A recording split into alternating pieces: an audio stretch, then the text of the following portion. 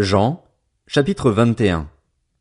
Après cela, Jésus se montra encore aux disciples sur les rives du lac de Tibériade.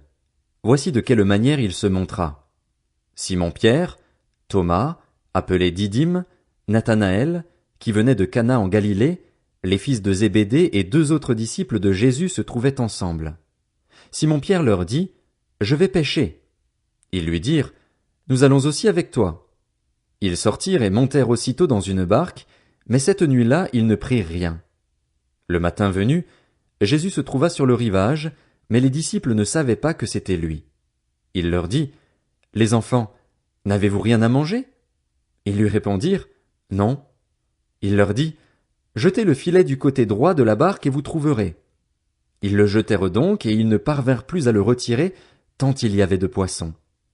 Alors le disciple que Jésus aimait dit à Pierre, « C'est le Seigneur. » Dès qu'il eut entendu que c'était le Seigneur, Simon-Pierre remit son vêtement et sa ceinture, car il s'était déshabillé, et se jeta dans le lac. Les autres disciples vinrent avec la barque en tirant le filet plein de poissons, car ils n'étaient pas loin de la rive, à 100 de mètres. Lorsqu'ils furent descendus à terre, ils virent là un feu de braise avec du poisson dessus et du pain. Jésus leur dit, « Apportez quelques-uns des poissons que vous venez de prendre. » Simon-Pierre monta dans la barque et tira le filet plein de 153 gros poissons à terre. Malgré leur grand nombre, le filet ne se déchira pas.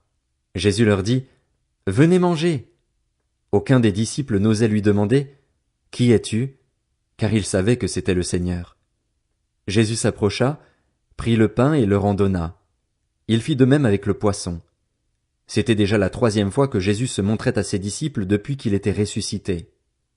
Lorsqu'ils eurent mangé, Jésus dit à Simon-Pierre, « Simon, fils de Jonas, m'aimes-tu plus que ceux-ci » Il lui répondit, « Oui, Seigneur, tu sais que j'ai de l'amour pour toi. » Jésus lui dit, « Nourris mes agneaux. » Il lui dit une 2e fois, « Simon, fils de Jonas, m'aimes-tu » Pierre lui répondit, « Oui, Seigneur, tu sais que j'ai de l'amour pour toi. » Jésus lui dit, « Prends soin de mes brebis. » Il lui dit, la 3e fois, « Simon, fils de Jonas, as-tu de l'amour pour moi » Pierre fut attristé de ce qu'il lui avait dit, la 3e fois, « As-tu de l'amour pour moi » Et il lui répondit, « Seigneur, tu sais tout, tu sais que j'ai de l'amour pour toi. » Jésus lui dit, « Nourris mes brebis.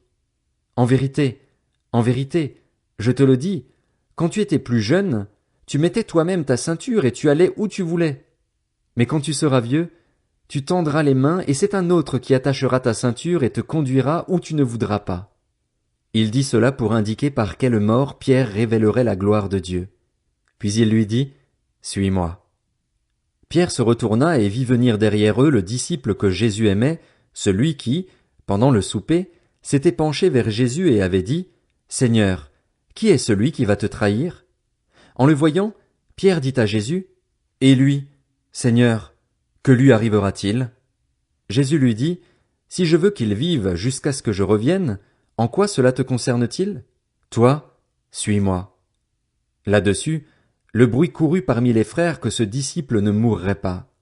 Cependant, Jésus n'avait pas dit à Pierre qu'il ne mourrait pas, mais « Si je veux qu'il vive jusqu'à ce que je revienne, en quoi cela te concerne-t-il » C'est ce disciple qui rend témoignage de ces choses et qui les a écrites, et nous savons que son témoignage est vrai. Jésus a fait encore beaucoup d'autres choses. Si on les écrivait en détail, je ne pense pas que le monde entier pourrait contenir les livres qu'on écrirait.